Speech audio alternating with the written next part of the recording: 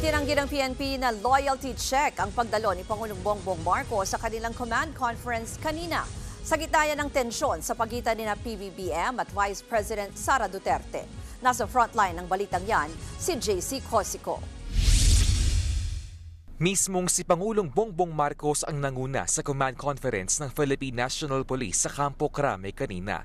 Tiyempo ito sa tumitinding tensyon sa pagitan ng Pangulo at ni Vice President Sara Duterte. Pero giit ng PNP, hindi raw loyalty check ang pulong nilang ito kasama ang Pangulo. There's no need for loyalty check. We remain loyal to the Constitution and we know our mandate. This is part of the efforts of our President to hear straight from the heads of the departments and agencies what are the current state ng ating crime situation, ng our preparation for the long Yuletide season. And of course, fast approaching na rin po yung ating election.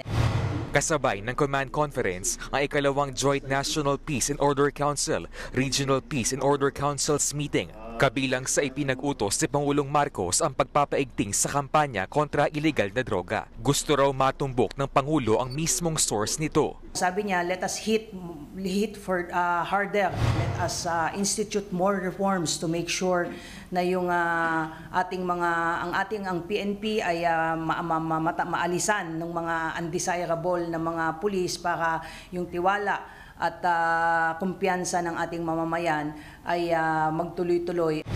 Napag-usapan din daw ang issue sa West Philippine Sea. Ang direktiba ni Pangulong Marcos, iwasan ang provocative stance para hindi na lumala pa ang tensyon sa dagat. Matapos namang kanselahin ang lahat ng lisensya ng Pogo at internet gaming licensees, ipinag-utos si Pangulong Marcos na paigtingin ang operasyon laban sa mga ito. There is a tendency na mag-break into small groups itong mga illegal POG operators na makikita natin yan doon sa mga gated subdivisions, sa mga small communities. Magre-rent sila ng mga magkakatabing apartment at nandun lang. So pinababantayan ng ating presidente yan. Nagbabalita mula sa frontline, JC Cosico, News 5. Mga kapatid, Cheryl Cosim po, huwag maging huli at maging una sa lahat sa balitaan.